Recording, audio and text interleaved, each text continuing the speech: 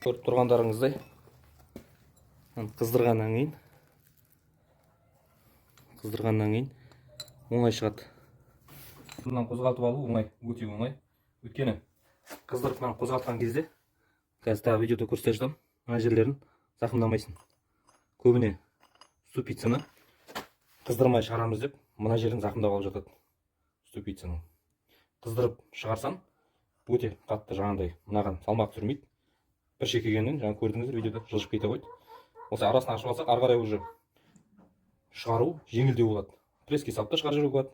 Немесе қасында бір адам болса, арасына зат қыстырып қоясың да, ұрдырып шығарып жібересің. Осылай қойып алдық. Қазір шығаратын боламыз осыны.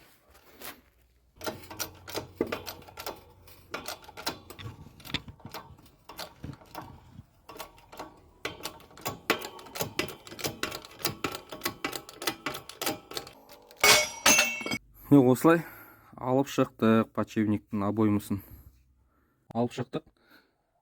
Жаңағыдай қыздырып алып шыққанның пайдасы, мына жерге болгаркамен мына обойманы көбісі кесіп алады. Болгаркамен кесіп алған кезде мына жерге сызат түседі. Ол бір. Сосын мына жерде ұрған кезде кейбір кісілер болгарканы кеспей ұрып шапқышпен алып шығып жатады. Мына жерді зақымдап, мына жерлерді. Мына жерді зақымдап. Ал мына жерді зақымдауға болмайды. Подшипниктің обоймасын жаңа көрсетіп тұрған жер, подшипниктің обоймасын осы жер итереді. Сол кезде шапқышты арасын салып ұрған кезде, мына жерлерді зақымдайды. Оны көбісі жаңағыдай уақыт алғысы келмейді ғой, алады да тек солаймен салып қысып жібереді. Ал ол әсерін береді.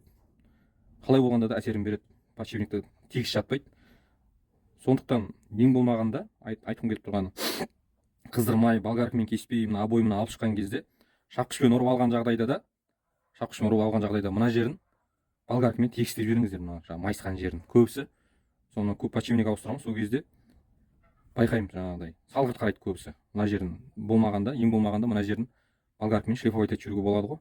Соны істемейді, тек алады да шапқышпен ұрып, мынаны шығарып, келесі жаңа подшипникке мынаны прессовать етіп, солаймен жібереді. Ол қысқан кезде біркелкі қыспайды да. Сол себепті жаңағыдай осы видеоны түсіріп жатқан себебім бар, ағайын.